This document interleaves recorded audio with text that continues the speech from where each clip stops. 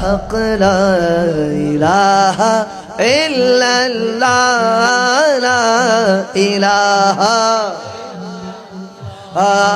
करीम है जो ठहरा तो करम का क्या ठिकाना तो नवाज़ने पे आए तो नवाज दे ज़माना पढ़िए ला इलाहा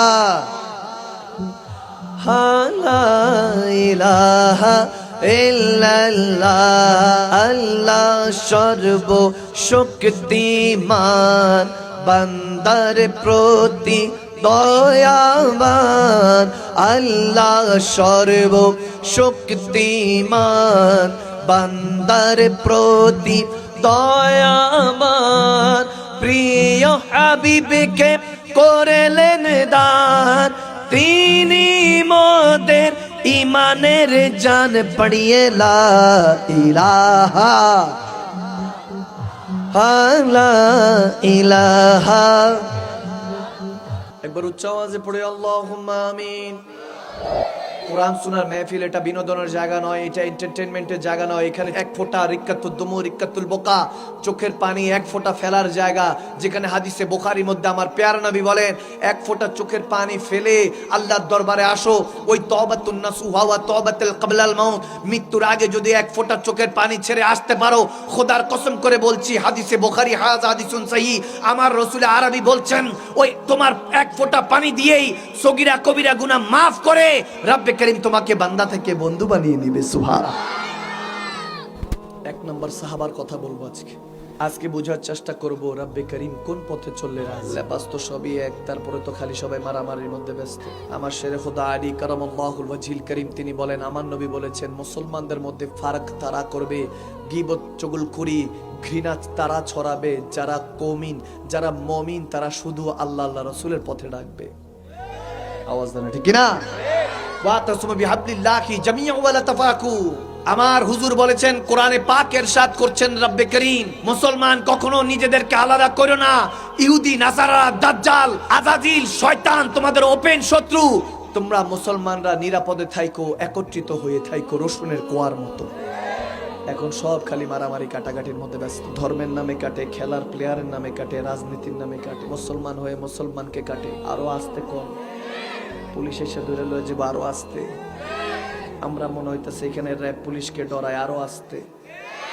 এখানে কি রসুলে পাকের শেররা নাই নাকি? আরো জোরে বলা যাবে না ঠিক কিনা বলেন? যা কথা হবে আজকে মন থেকে, আজকে যা কথা হবে মন থেকে। ইয়া আইয়ুহাল্লাযীনা আমানু আমিনু, আমার আল্লাহ তাবারক ওয়া তাআলা বলেন হে মুমিনরা আরেকটু ঈমানদার হও, শুধু একমাত্র ইত্তাকিল্লাহ আল্লাহকে ভয় করো। ফাত্তাকুল্লাহ মাস্তাতা'তুম, রূহ দিয়ে জিসম দিয়ে একজনকে ভয় করা হবে মুসলমান। তিনি কে? আওয়াজ দেয় না তিনি কে? আমরাই তো সেই মুসলমান যারা বদরের প্রান্তরে 313 জন যখন নেমেছি, আমরাই তো 313 জন যারা যখন নেমেছিলাম সেই বদরের প্রান্তরে, তখন দেখা গিয়েছে আমাদেরকে কাফের আবু জাহেল উতবা সাহেবা যখন গোয়েন্দা পাঠাইছে খোঁজখবর নিয়ে আসো বদরের প্রান্তরে কয়জন নামতেছে, তখন গোয়েন্দা খোঁজখবর নিয়ে এসে বলতেছে বেশি না, জোয়ান বুড়া মিলায়, কিছু মহিলা ছোট বাচ্চা মিলায়, কিছু নওজোয়ান মিলায়, সব মিলায় 313 জন হবে। আবু জাহেল উতবা সাহেবা আগের দিন উট জবাই করে খাওয়াইছে যাতে তাগড়া শক্তিশালী হয় কাফেররা। ওই 1000-1200 যখন নামতেছে তখন বলতেছে সমস্যা নাই, মুসলমানদের হিসাব আগামীকাল মক্কার মধ্যে বেঁধে তাদেরকে নিব, এরা দিন এনে দিন খায়, আমাদের সাথে যুদ্ধ লাগতে নেমেছে।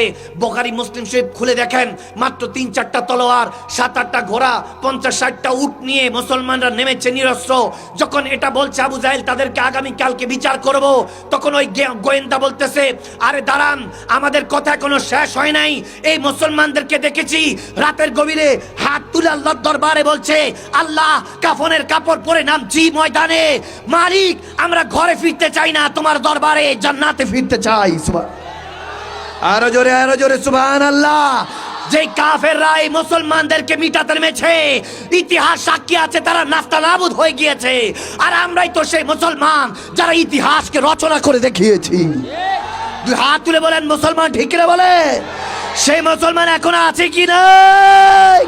আরো দুই হাত তুলে বলেন নারে তাকবীর, নারে তাকবীর, নারে রিসালাত। কোরআন সুন্নাহর আলো বদরের হাতিয়ার, কারবালার হাতিয়ার গর্জে উঠুক। আওয়াজ দেনা, গর্জে উঠুক। লাকাদ রাদিয়াল্লাহু আনিল মুমিনিনা ইয ইউবাইউনাকা তাহতা আশ-শাজার। আমার রব কোরআনে পাকে সূরা ফাতার মধ্যে বলতে যাচ্ছেন 26 পারায়, হে বান্দারা, তোমাদের উপর আমি রাজি হতে চাই। ইউবাইউনাকা মুজারের সিগা ফিউচার টেন্স। কিয়ামত পর্যন্ত আমার নবীর দ্বীন ইসলাম এই রাস্তা খোলা আছে। তোমরা আমার নবীর পথে মতো চলে আসো, নবীর হাতে হাত রাখো। ইউবাইউনাকা তাহতা আশ-শাজার। আল্লাহ তাবারক ওয়া তাআলা ডিক্লেয়ার দিচ্ছেন, লাকাদ রাদিয়াল্লাহ, আমি আল্লাহ বান্দা তোর উপর রাজি হয়ে যাব। এখন তুই মারা গেলে আর রহমতুল্লাহ আলাইহি রাহমা বলবে না, বরং বলবে রাদিয়াল্লাহু তাআলা।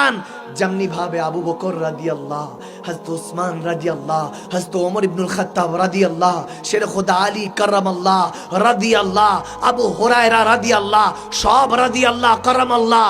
এখন আর কেউ বলবে না ওই আলাইহি রাহমা কিংবা আসসালামু আলাইকা আহলাল কুবুর বলে দাফন করে আপনরা ওই কাফন পরিয়ে রেখে আসবে না।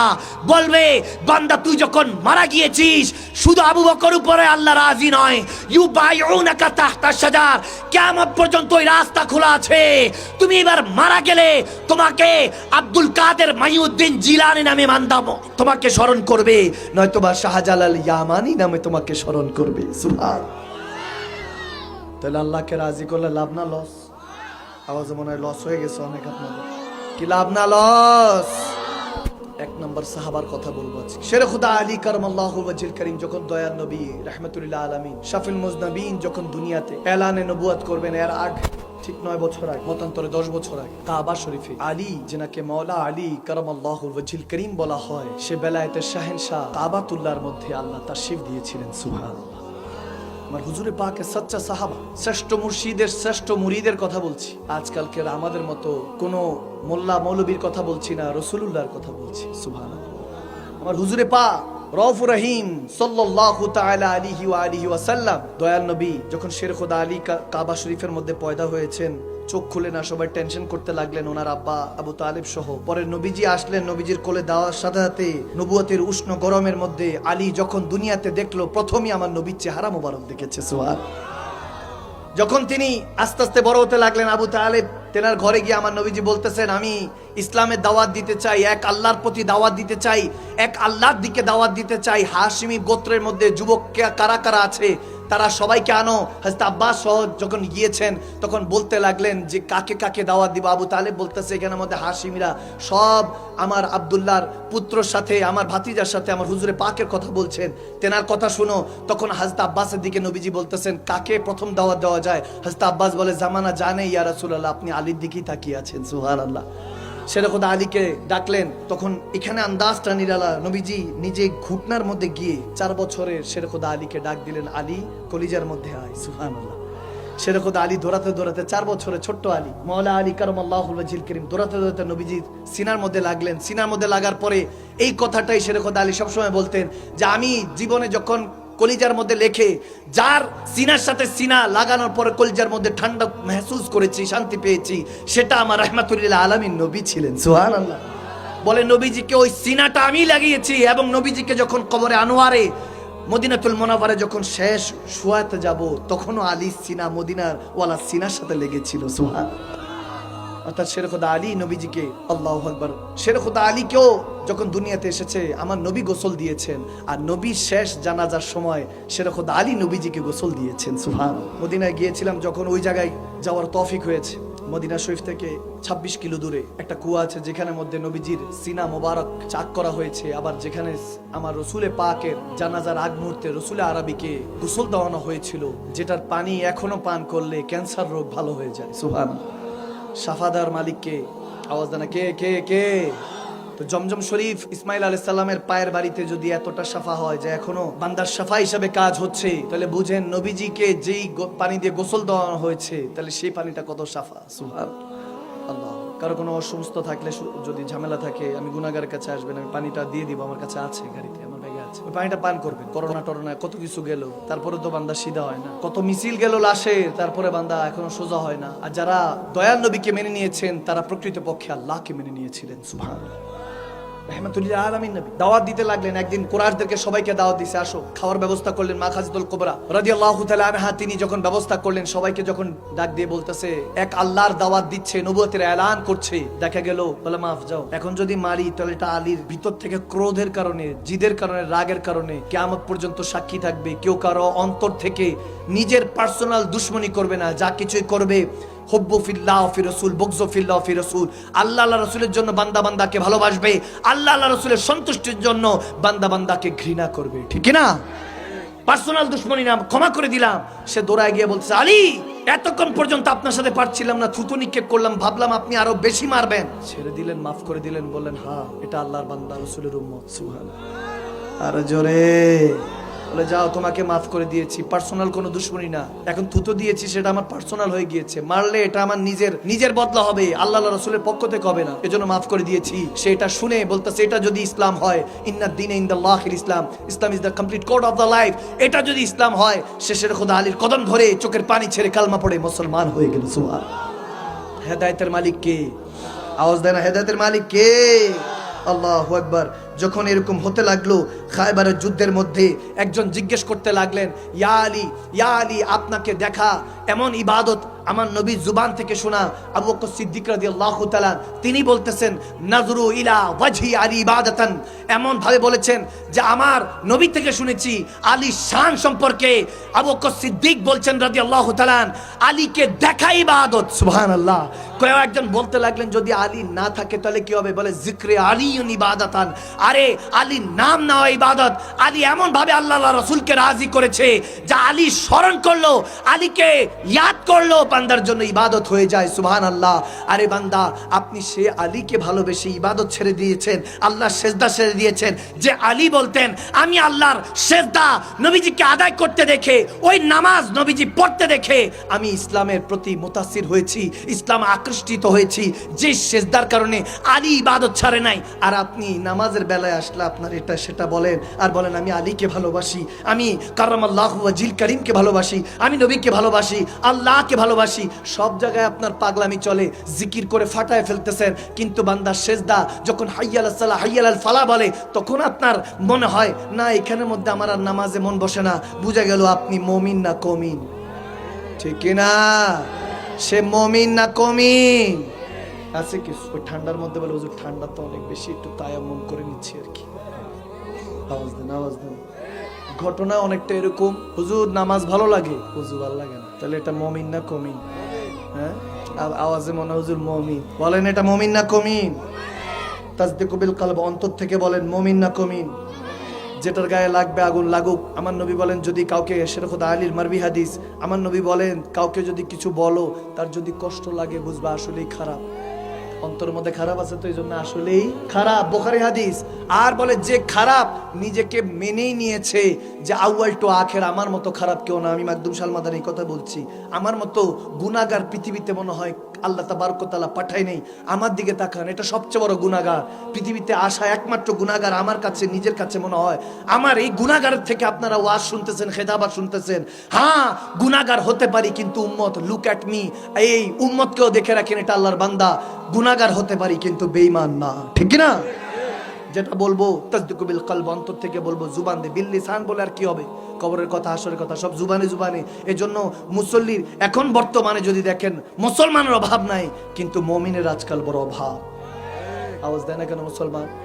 যারা কমিন তারা চুপ থাকেন। মুমিন আল হক মুররুন, হক কথা একটু তিতা হতে পারে, মুমিন জানে তিত করলা খেলে রক্ত পরিষ্কার হয়, হকের কথা বললে ঈমান পরিষ্কার হয়, ঠিক না?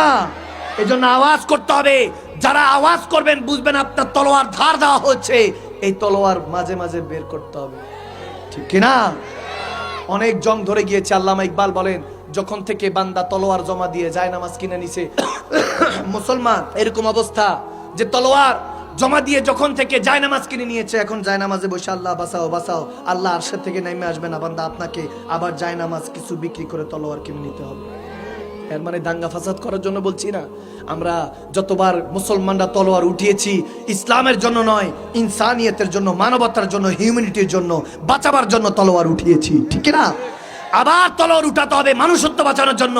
এই সভ্য জাতি খুঁজতে খুঁজতে, সভ্যতা বাড়াতে বাড়াতে মোবাইল টেকনোলজি, লাইট, প্যান্ডেল, এখন রিমোটের বাটনের মধ্যে কোটি কোটি কিলোমিটার আমরা এখন ফ্রিকোয়েন্সির মাধ্যমে মোবাইলে কথা বলে। সব সভ্য জাতি সভ্যতা গড়ে ফেলেছে, কিন্তু এখন অসভ্য হয়ে গেছে। আওয়াজ কমেছে, মানি না আমি? না, আমি মানি না, এই আওয়াজে মানি না। আমার জোরে বলতে হবে, ঠিক কিনা বলেন? তাসদিকুল কলব, অন্তর থেকে বলেন।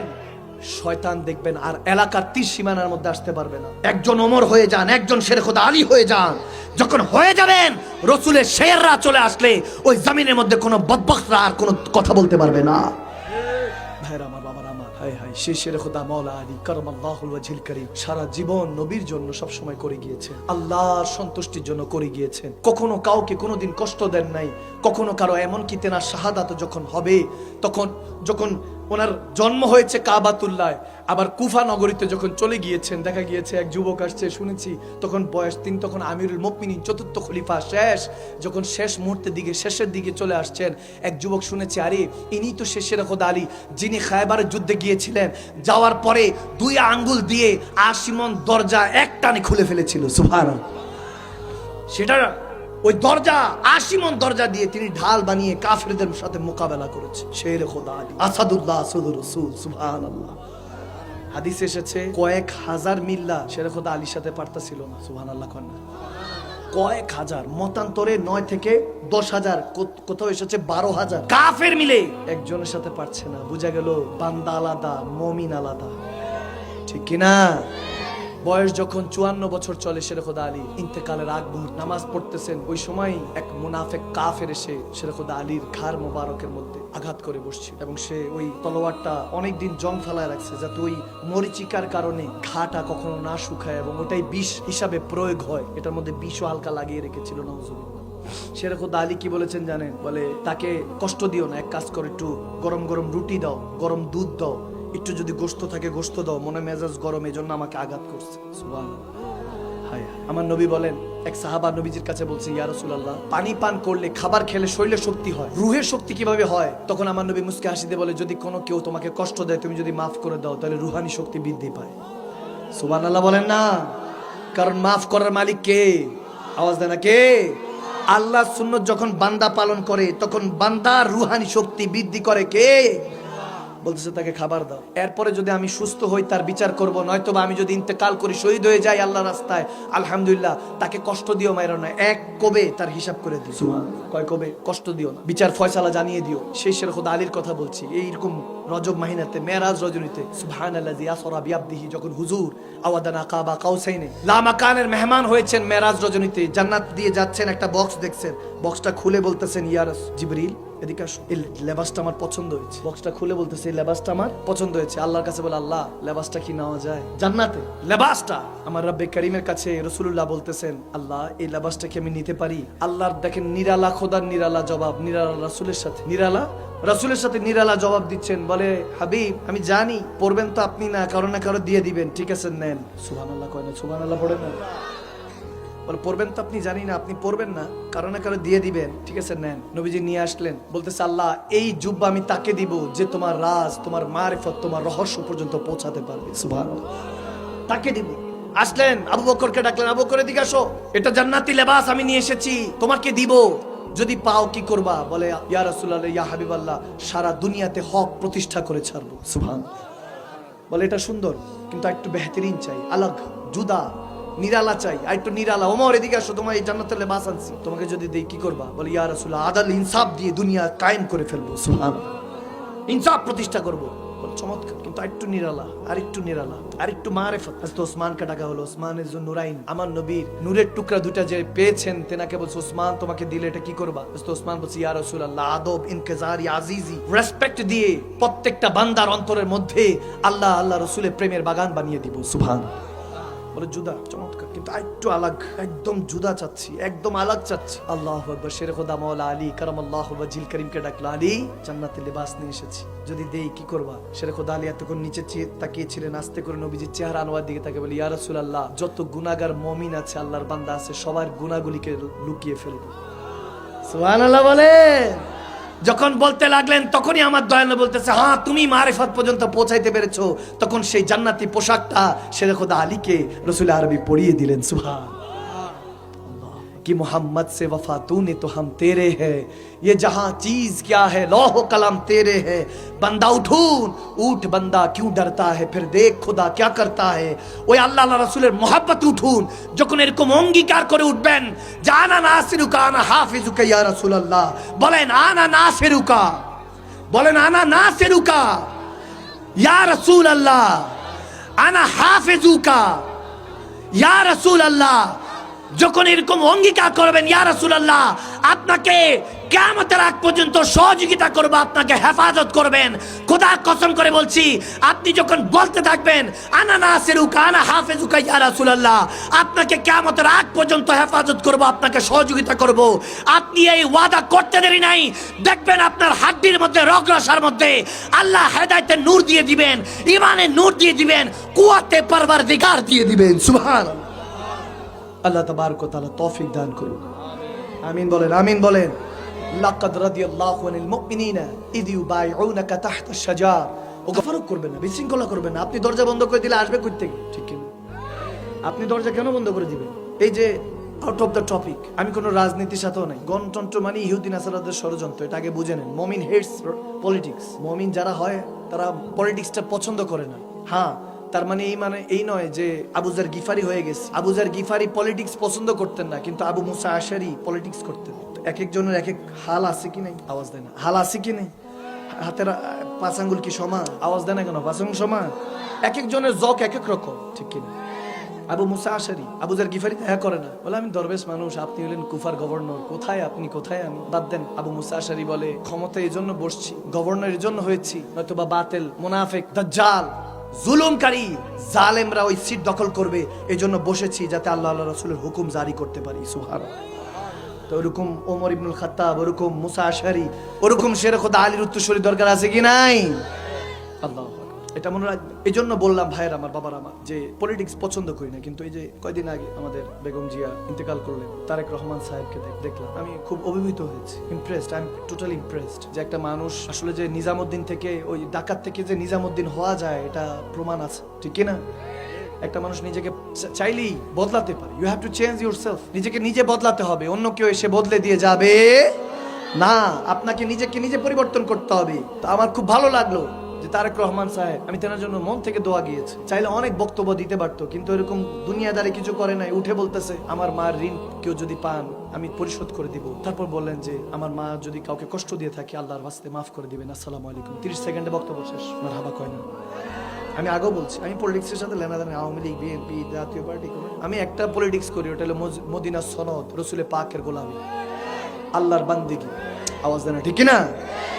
আমরা শুধু একটা করবো, রসুলের গোলামি, আল্লাহর বান্দিগি। এখন অনেকে বলতে হবে হুজুর আল্লাহর গোলামি, না না না, যে চোখ দিয়ে এটা ওটা দেখেন আবার গোলাম দাবি করেন না। আল্লাহর গোলাম একজনই দুনিয়াতে, তিনি হলেন রাহমাতুল্লিল আলামিন। আওয়াজ দেয় না? এটা নিয়ে চাইলে কিতাব নিয়ে আমার সাথে বসেন, আমি আপনাকে প্রমাণ করব। সুবহানাল্লাযী আসরা বিআবদিহি কাকে বলা হয়েছে? আমাকে না নবীকে? আওয়াজ দেন, কাকে? একমাত্র আমার রাসূল হলেন আল্লাহ পাকের সচ্চা গোলাম।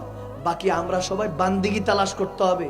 নবীজি আসল করেছে, আমরা নকল করি। নবীজি নামাজ পড়েছে যেভাবে পড়েছে, আমরা সেটা নকল করার কারণে এই লেবাস, এই হুজুর, এই টুপি, এই জাবি, এই জুব্বা, এই কুব্বাই সব নবীর আসল, আমরা হইলাম পয়ডা নকল।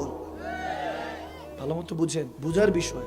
মুসলমান অর্থ কি জানেন? জ্ঞানী, শান্তিপ্রিয় জাতি, ওটা পাশে রাখেন। ইমামগণরা বলেন মুসলমান অর্থ কি? আওয়াজ দেন, কি? জ্ঞানী। আমার হুজুর বলেছেন মুসলমান সেই ব্যক্তি, প্রকৃত মুসলমান সেই ব্যক্তি যার চিন্তা চেতনা থেকে অপর মুসলমান নিরাপদ। সুবহানাল্লাহ বলেন। আর মুমিন হলো সে যার অন্তর থেকে শুধু মুসলমান নয় বিধর্মীয় নিরাপদ, সে হলো মুমিন। সুবহানাল্লাহ।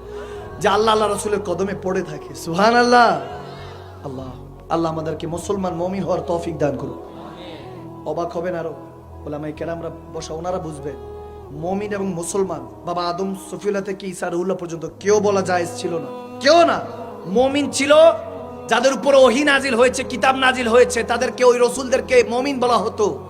আর যেনারা ওই মুমিন থেকে, রাসূল থেকে খেলাফত পেয়েছেন, সেই নবীরা নিজেদেরকে মুসলমান বলতে পারতো, আর তেনার অনুসারীরা নিজেদেরকে উম্মত আর বান্দা বলতে পারতো। মুমিন মুসলমান কেউ বলতে পারতো না। এটা শুধু রাহমাতুল্লিল আলামিন নবী সাদেকা যে এখন সব মুমিন মুসলমান বলতে পারছি। আরো জোরে সুবহানাল্লাহ বলেন না? যার কারণে সিন্নি খেলাম, মোল্লা চিনলাম না, মৌলভী সাহেব, মুফতি সাহেব, মুহাদ্দিস সাহেব, অনেক হয়েছে, অনেক দুনিয়াদারি পাওয়ার জন্য, ভাইরাল টপিক পাওয়ার জন্য অনেক কিছু করেছে। I would like request to all of you, প্রত্যেকের কাছে রিকোয়েস্ট করছি, করজোরে বলছি, আমি গুনাহগার, সবচেয়ে বড় গুনাহগার। আপনি আমার থেকে বেহতরিন, লেকিন হাম আলাগ হ্যায়। আমি শুধু এতটুকু বলতে চাই, ফিরে আসুন, ঝগড়াঝাটি বাদ দেন। এখন সময় হয়েছে মুসলমানদেরকে একত্রিত করে মুমিন মুসলমানদেরকে নবীর পতাকা তলে নিয়ে আসা, রসুল নামে রশি ধরে যেতে হবে খোদার ধারে। ঠিক না? আওয়াজ দেন ঠিক না মুসলমান? من كنتم مولاه فهذا علي المولى भूल तो नहीं गए।